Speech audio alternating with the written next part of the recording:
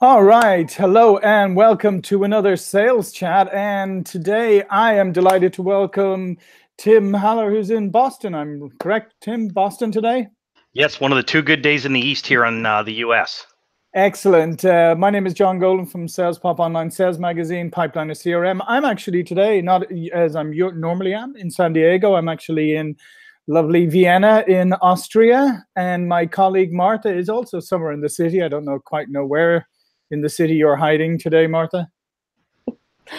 Also in Vienna. Yes. You're keeping your location top secret. Okay, well, today what we're going to talk about is sales training tips and advice. And Tim's the founder and president of SalesGauge, which is a sales training company that offers a kind of unique blend of both live training and online or e-learning training, focused on strategies that immediately drive pipeline and have near-term impact. Because, I guess, Tim, that's always one of the things when it comes to any kind of training, but particularly sales training is, how quickly is this impact? Are we going to see the impact? So from your point of view, Tim, what are some of the most important components of a successful sales training or sales performance improvement initiative? You know what, John? I guess it depends on how you actually measure success. It depends which VP you're talking about. If you're looking at just, I need a common language for people to be able to work through and have a process, that's a methodology training. And there's a lot of companies that offer that methodology. And that's interesting because typically working for Hewlett Packard for 20 years, we went through every training known to that you could possibly do. And it turns out that each one of these trainings had some value to them. But one of the things that really lacked is, how do you measure success in sales training? I believe that if you want people to fill out paperwork and be able to come out and have a nice,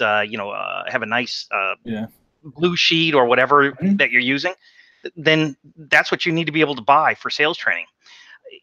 Our customers are looking at success as, how many deals do we get? What happened in the training? As you mentioned, what we're really discovering is finding that e-learning blended in with a live practice session has been unbelievable for lowering cost and driving real success. Last week we did a storytelling program for a customer. It was very customized to their products. And at the end, we did 290 some odd calls. 219 times they've either left a message or talked to someone. And they got 43 actual meetings out of that.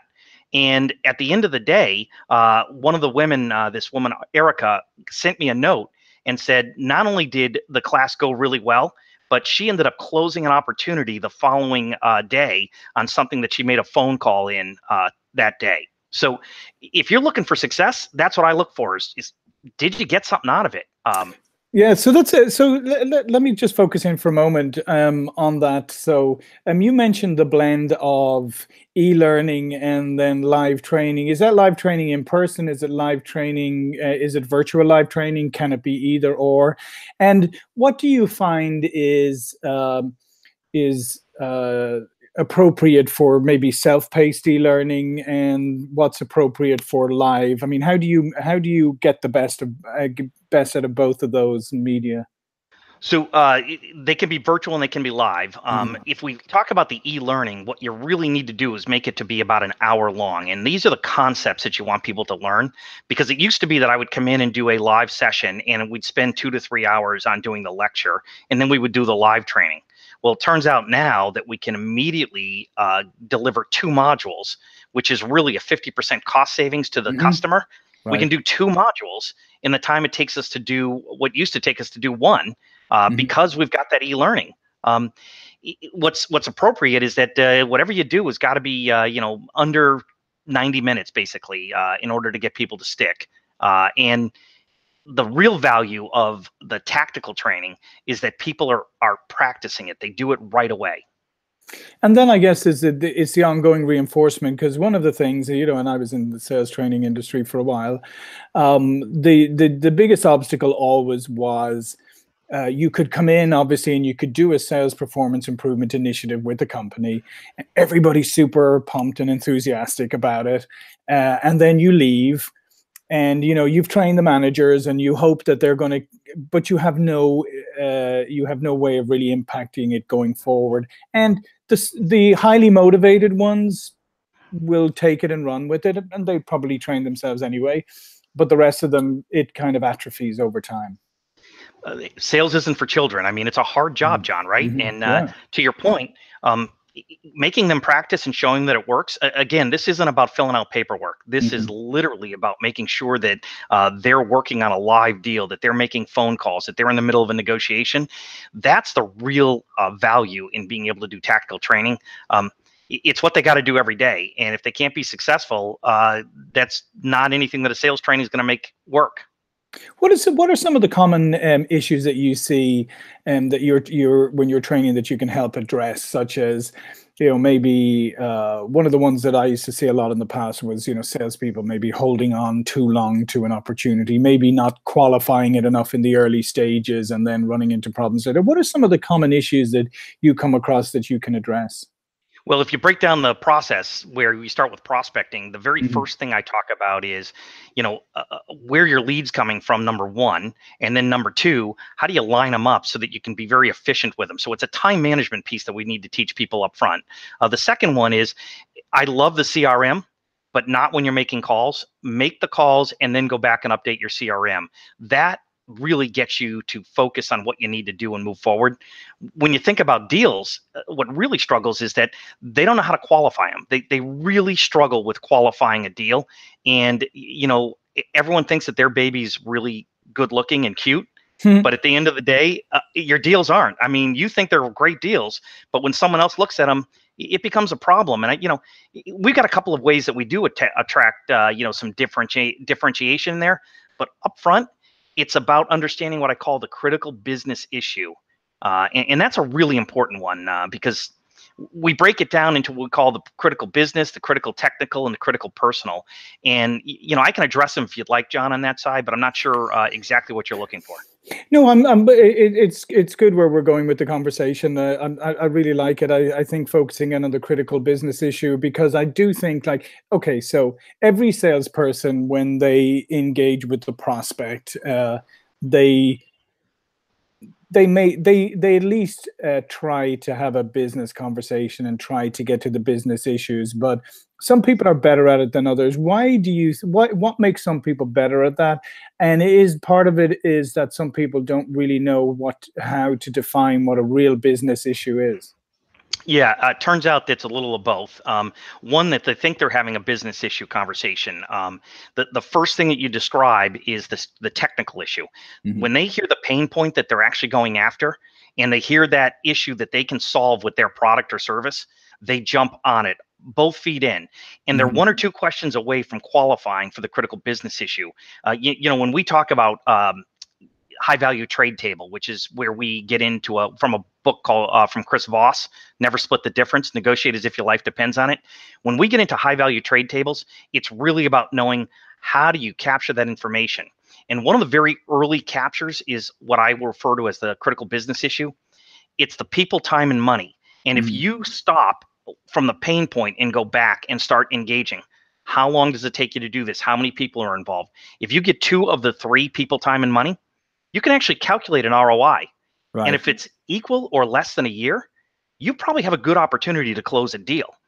As an example, we had a customer that swore he had a great deal, just upside down. And it turns out that when we did the critical business issue and calculated the ROI, it turns out that the customer, the client, was spending $15,000 a year in engineering time. But to solve that, or to make them more efficient, they had to spend $60,000 for the product or service. That's a 4-year return on investment. Yep. But he swore he had a great deal. Yeah. So what I always find, and I'd like to get your insight on this, as I said, is that it's not always the fault exclusively of the salesperson, right? It's the sales managers can get very distracted into late stage opportunities, trying to get in there and be the super closer, or let me help get this over the line, when really, if they focused more on helping to qualify and be that sounding board earlier in the process, then we'd have better qualified issues, maybe, or better qualified opportunities, maybe less of them, but with a more higher likelihood of closing? Well, they're so focused on 3 to 4 times pipeline. They get so into that they lose sight of the quality versus quantity. So, one of the studies that we did is that last year there were 100 deals that we went through with customers, and of those 100, 96 of them had critical technical issues, pain points that they could solve. Only 4 of them had business issues that were actually calculated and agreed upon. So this idea that they know what they're doing is one thing. The other piece that you look at is you have 2,000. I call it deal time. It's 2,000 hours a year to make quota, roughly. A little less than that, but you have 2,000. Half of that goes away to you doing your internal job and everything you need to do for your sales manager and the internal, and life in general gets in the way. That means you've got 1,000 hours. Well, if you know that 80% of the deals that go into your pipeline literally don't close, they either lose to competition or no decision. That means that 800 of your remaining 1,000 hours is gone to deals that you shouldn't be working on. Right. And that's 200 hours of deal time. That's all you got to close. If you can just get 1 or 2 of those deals that you're working on to really look at and say, hey, it's not a good deal, I got to kill it, then you have a huge difference in what you can do for deal time. Yeah, because I mean, personally, I get kind of tired of that whole mathematical formula. We need 5x our pipeline, and then life is good. And you're thinking, well, wouldn't 1.5 of really highly qualified opportunities be better, than 5x a load of garbage? It's funny. I had a guy who worked for me for years, and he kept telling me about this Hamilton Standard opportunity. It was coming in. It was coming in. Finally, I looked at him and I said, Larry, I don't get it. I've been forecasting this for you for months. I said, and it's not coming in. I said, what's the deal? And he said to me, Tim, when it's the only deal in your pipeline, by definition, it's a great deal. That's great. I like that. Very so true. All of a sudden, we get into the point where we start teaching people, you need these high value trades. And again, I recommend this book by Chris Voss, Never Split the Difference. Chris was the FBI hostage negotiator. And Chris talked about the fact that you need to know what you're going to trade before you get into it. And we built this scorecard and this whole idea of high value trades and its value. What's the customer asking for on the one side? And on the other side, it's all about time. And so it's really interesting because when I take sales, go ahead. So give me an example of that, because this is fascinating. Give me an example of some high value, some trades that you might make. Yeah. So here's the one. One of the things in the software world, a lot of people want to get to the demo. They don't know why, but they just know that if I show you something, maybe it'll stick.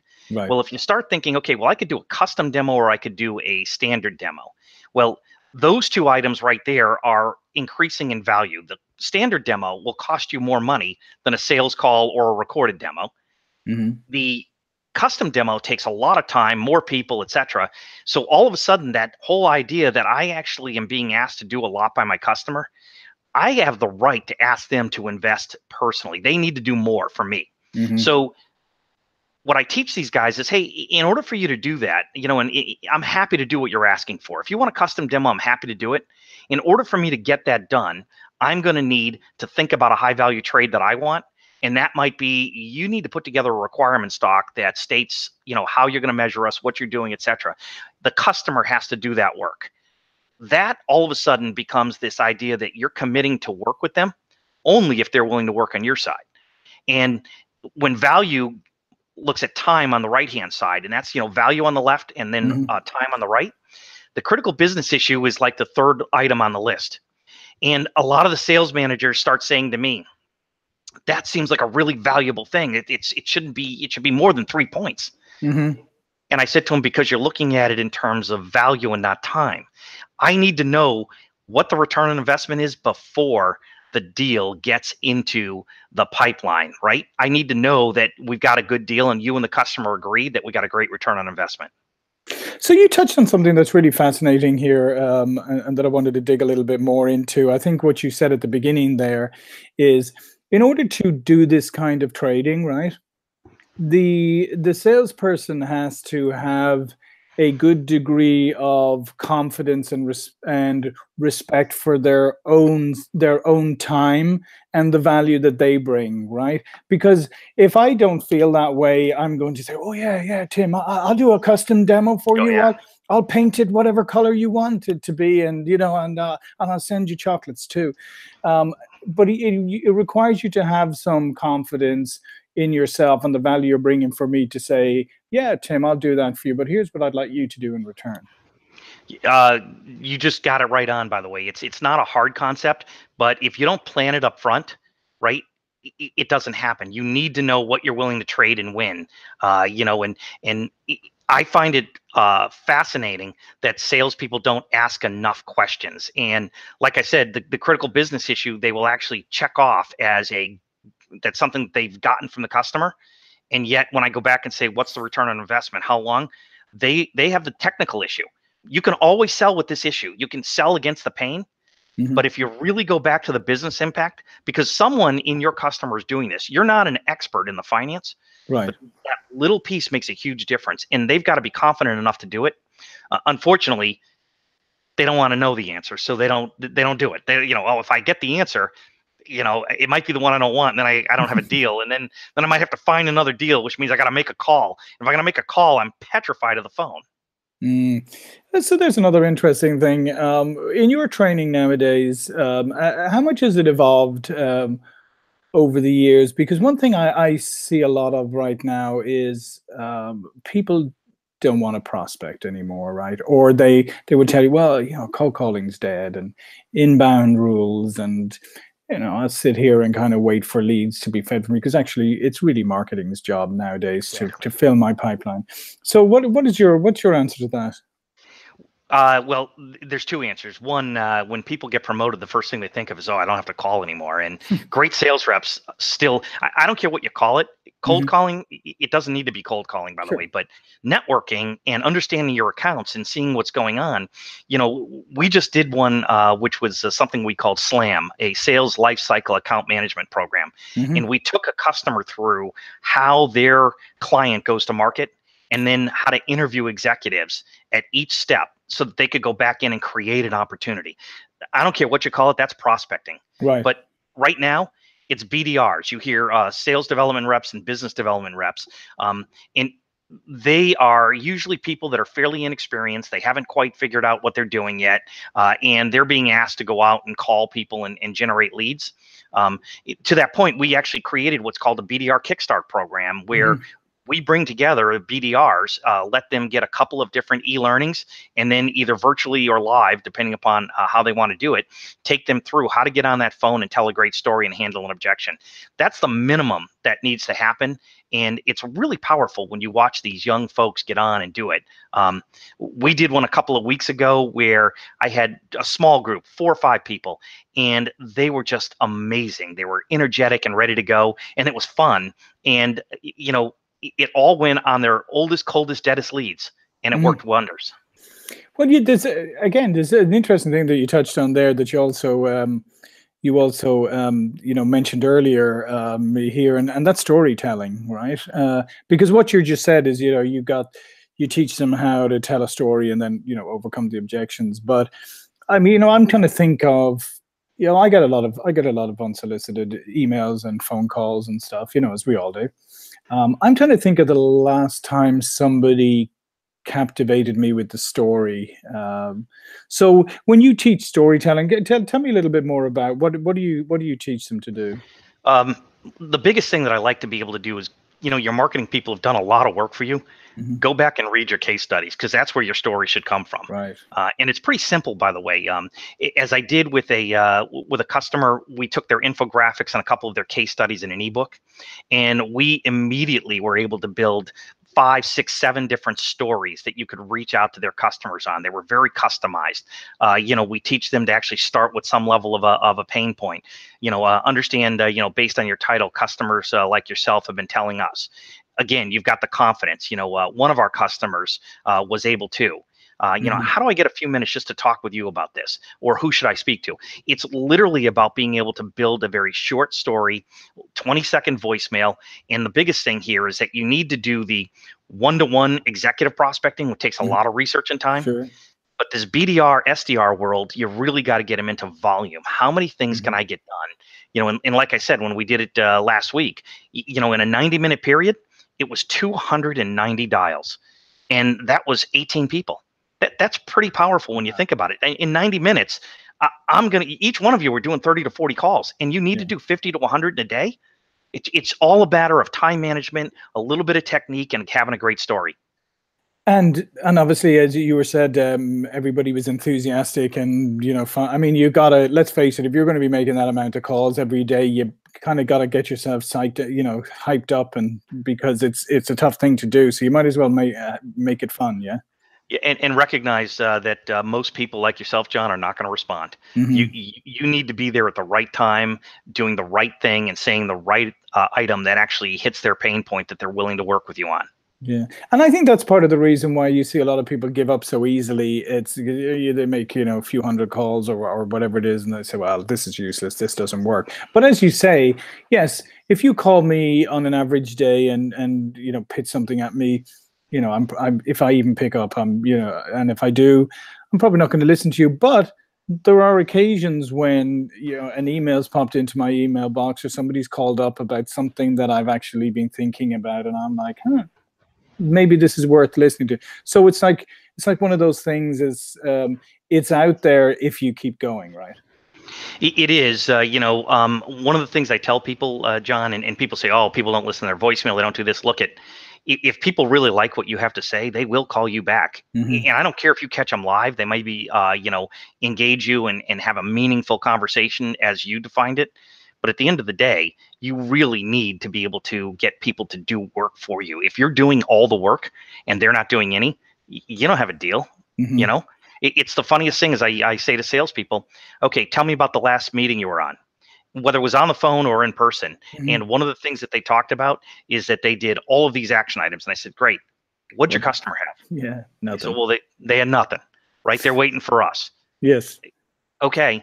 Sales is a whole negotiation from the beginning to the end. And I think it was Ian Dunbar who he was a famous dog trainer. And he says, look, at whether you're training dogs or spouses, it's exactly the same. It's a negotiation. And that's what we're doing. We're trying to train our customers. Yeah, absolutely, and I love that that you brought up that issue about, yeah, because that's one of the biggest ones you see is like somebody comes back from a meeting or gets off the phone or a virtual meeting, and they say, "I had a fantastic meeting. The prospect's really engaged," and you say, "What's the next steps?" And it's like, well, we've set up a follow up meeting for next week. You say, "That's fantastic. What are they doing between now and next week?" Now, what do you mean? What is this customer doing? Well, Uh, nothing. Yeah. Again, the high value trade table, as part of the Sales Gauge 5 module where you actually build this trade table, Mhm. one of the things is before you get off that phone, before you schedule, you've had to ask them for something. It could be as Mhm. simple as a LinkedIn, Yeah. but I'll tell you, if you're sending a quotation to a new prospect without actually scheduling a meeting to review it, even if it's only 10 minutes, you're missing a chance to increase the qualification. Just simple things like that, John. And that sticks with people and they love it. And if they can't give me 10 minutes to actually review a quote, then how serious are they about buying? Yeah, for sure. One, I'll say, as we're bumping up against the end of our time here, what I did want to ask you quickly, though, is about um, sales training becoming part of your daily work practice, right? And I do think that and this may be true of all disciplines, I don't know, but I mean, I think particularly with sales, I don't think salespeople generally will invest enough in themselves, right? Or take enough response. I think most people, I mean, I saw people who probably practice their golf swing more than they ever practice their sales skills. And at the end of the day, they're not on the Ryder Cup team, so golf isn't putting food on their table. Your sales job is, and yet you're spending more time practicing your hobby. Yeah, one thing I talk about, and it's an interview question when I teach sales managers Mhm. about interviewing and how to do behavioral interviewing. One of the things I say is, I want to understand what book you're reading right now today, right? What Mhm. did you do to invest in yourself? It's a simple one. And if someone can't, and by the way, I don't care if it's a novel or something that you're Sure. reading for fun. I want to know that you're doing something to invest in yourself. Um, I've got a whole list of things that I love, but this, and I'm really high on it right now, is the book around this Chris Voss, the Frank Betcher book on how I raised myself from failure to success in selling. There are things and lessons in there that actually get you to understand how to be a better salesperson. You know, um, I'll talk about one guy, this Don Derenbecker, who was just an amazing customer of mine. He was a global sales manager at JDSU many years ago, and they're now Viavi. But Don had left. He wanted to go back to being an individual contributor. And Don went off, and I talked to him recently. And Don had this great thing that he told me. He became such a better salesperson because he had empathy for his sales manager. One thing people need to recognize is that make your manager look good. Yeah. They'll do a lot for you. And so Don had his CRM updated. He had his reports in. He knew what was required and what the customer needed or his manager needed. And that made him a better salesperson. And he had much more time to sell because it wasn't constantly answering questions from a sales manager. It was so profound. And he's an excellent, excellent sales rep, and he loves it. And, he was a manager. He was a global guy. And he said, I want to be an individual contributor again. There's a noble thing to that. I love him. Yeah, no, I think there's a great self-awareness, I think, there, and focusing on what you wanted, what you're good at, as opposed to always feeling that the only way to prove that you're improving or moving on in your career is to have a term manager, because it's not the case. So okay, so as we finish up on our time here, Tim, this has been great. I love the conversation. I always like to ask guests, what do you personally, Tim, do every day to set yourself up for success? What's something you do? So I'll tell you, John, the biggest thing that I tell everyone on this one, if you ever watch a professional athlete before a game, they're stretching, they're getting warmed up, right? They're not just going out cold into the field. So one of the things I tell everyone and myself is grab a couple of your really old cold leads. Go back out, people you haven't talked to in a year. It's all in your CRM. Just, do a sort. And then take and make your first 3 or 4 calls of the day. Those are your warm-ups. Just make those calls. You'll get a couple of dials in, and you'll get in the habit of doing things. And like a professional athlete, you'll have warmed up, because once you get through 3 or 4 of them, good things happen. But you need to be able to understand, what are you going to say? Is there a great story you can tell? Can you, refer them to some piece of content that you've done, whether it's in manufacturing or service or financial services? There's good things. And that's what I like to start out with. Get yourself pumped up by making a few phone calls in the morning to your old leads. And then, believe it or not, things happen. You even will resurrect a couple of leads out of there just by doing that. Yeah, no, that's fantastic advice. I think everybody should follow that advice. That's phenomenal. And just before we go, Tim, just tell everybody just a little bit more about you and your company and how they can find out more about you.